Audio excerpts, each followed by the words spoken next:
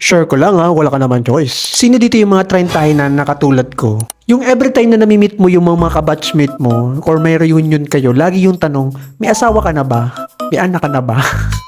Parang attendance no, hindi na kukumpleto yung gathering kapag walang nagtatanong sa'yo. Kesyo, ang tanda mo na, dapat daw mag-asawa ka na, dapat mas maaga para mas malakas ka pa pag may anak ka. Baka daw kasi abutan ka ng, alam mo na. Teka, relax lang. Hindi naman to flash sale na mauubusan ako. Tapos may comparison pa, sige na to, may 2 anak na. Pero ang tanong, masaya ba? Minsan gusto ko na lang sumagot meron na pa ako anak. Yung sarili ko. Or minsan ang sagot ko, wala pa po tita. Hinintay ko pa yung may emotional intelligence. Ganon. Pero real talk, hindi naman karera ang buhay.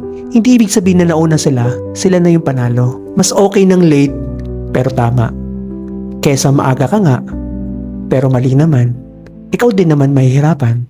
Kung ikaw din ay laging tinatanong ng ganito, comment dyan ng present at isayin mo din sa tita mong makulit.